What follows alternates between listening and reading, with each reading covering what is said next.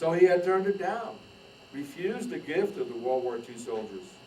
What a liberation that would have been. That liberation was not meant for him.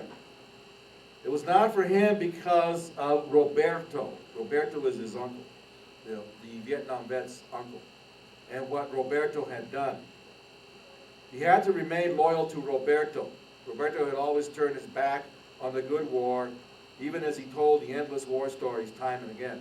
Roberto is a veteran of the 2nd Infantry Division. He fought in Normandy and Brittany and was very badly wounded. In that war, all the heroes, even those with wounds like Roberto, had a way out. Roberto had found that way out and managed to escape. Roberto had not wanted to return to the war and the men of the regiment, no matter how many times he had told the stories of those men, even if the stories were of those very same men, the heroes. What do you want me to do? Stay in the war forever? Roberto would look at him, the cigarette smoke spewing into his eyes. The war isn't what you think it is. It wasn't a good war, no matter what anybody says. Still, it would have been good to go with those men. If only he had a way to do it. Not just for the war, their war, good as it is, but for the repose. The chance to rest in the company of those happy heroes and never feel a doubt again. Too bad.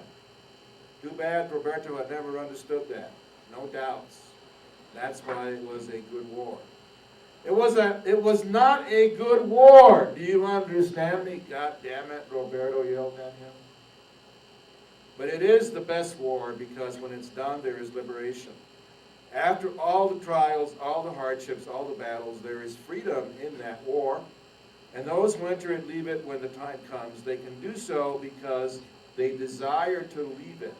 And because of their comrades. Those men are comrades forever. Each one never forgets his comrades. But even if they have never forgotten it, the war has an end. And because it has an end, because it's that kind of war, because there's escape from it, escape in the company of comrades, because those comrades never abandon one another, it's a good war. He wants to go into that war. It's a much better war than his own war. He could escape his own war if he could stay with the men of the good war. He would escape his own war like Roberto had escaped his war. He had always tried to do what Roberto did. Just escape, leave it behind. Roberto escaped his war and had felt good about it. But he knows that he can't escape his because his war is different. He cannot escape his war because of the others. The others, the men he knew in his war, because they cannot escape. Those men are from the past, in the past, and always in the past. And trapped there, they cannot escape. But to get their revenge on him, they intrude into the present, and simply because they come, they bring the past into the present. They destroy the present, not like the soldiers of the other war, the good war, who, when they appear, only justify the present by their actions in the good war. He hates the intrusion of the men he knew in his war, but he has to bear their presence. He must stay with them. They are his men, after all, entrusted to him. Because of them, he cannot leave, he cannot escape. He loves them, but they can no longer be comrades to him or to one another, like the men he has just seen. There are no comrades in his war like those men of the 23rd Regiment in Normandy. That kind of comradeship ended with the good war. I want to stay here, he nevertheless protests to the soldiers of his war. They ignore him. They turn their backs on him and slowly file off into the shadows of the deep woods. They disappear in the darkness. He cannot see their faces. He has never seen their faces, not for all these years, not since he saw them that last time. He remembers his time with them and would remind him of his care for them. You know, I care for all of you, but I had to stay in the present, he says again. But they know better. They won't listen to him. Try as he might, he cannot make them understand that he has never wanted to desert them, even as he has desired to stay in the here and now. They simply ignore his claims. And in their inevitable disappearance, they are telling him their truth. They know better. They know him better than he knows himself. The men continue to move into the trees of the Vietnamese jungle. They do not look bad. They have no need to look bad. They know what he will do, and he does it. He moves to follow them. He pursues them endlessly, and thus he fades into the past with them. He cannot go home. Not yet. He cannot go home. His war is still here, and the soldiers are still here. But he must still make one more effort to stay in the present. Later, he says, later I will tell them what I know they must hear. How do you like that? How do you like that, Rick? Like that? So, I'll end here because, we got to move on to some other folks. But I wanted to, I was talking to you, Fred, is it? Yeah, because you're a World War II vet. Okay. I wanted everybody that listens to this to understand actually a couple of simple things, all right? Number one, that I think as a society, as a nation, that we look back to World War II, generally speaking, as the last good war that we have fought. It was a war against Nazism, against fascism. It was a war against an evil that was so monstrous that everyone agreed that it had to be destroyed. It was a war in which we were united as a nation, as a country.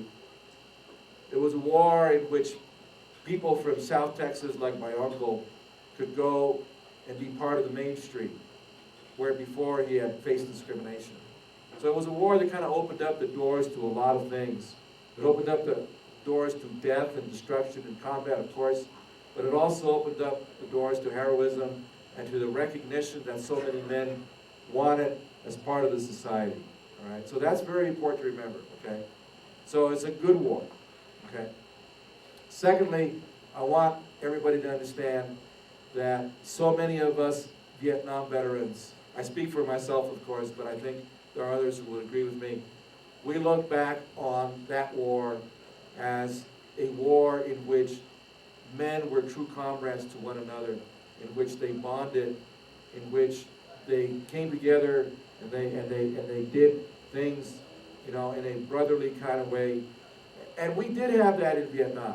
I don't want anybody to misunderstand. We did experience that.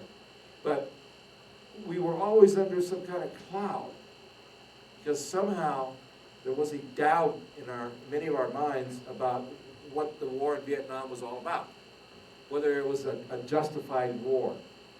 So it wasn't that sense of moral integrity that we, at least I did, detected in the World War II veterans that I knew when I was growing up as a kid in South Texas listening to war stories from the World War II vets. So I think those two things. Number one, that World War II was a good war in general, and number two, that the Vietnam vets wanted to have that same kind of experience, and somehow it was denied to us. And I want to end just by saying this. We have an epidemic of what's called post-traumatic stress disorder, all right? Especially now with the young guys coming back from Iraq and Afghanistan, and of course also with the Vietnam vets. We also have that with the World War II vets and the Korean War vets, but it's not the same. The single most important cause of post-traumatic stress disorder, a direct causal connection, is the feeling that when you are in a war and you do what's needed in fighting that war, that somehow the war itself is futile. That you are seeing your comrades die, and you are seeing other people die, the enemy. You are taking life in combat because that's what soldiers do. But somehow that is not justified. That is, in my opinion, the single most important cause, the single most powerful effect that causes PTSD. Thank you very much. You want me to finish reading?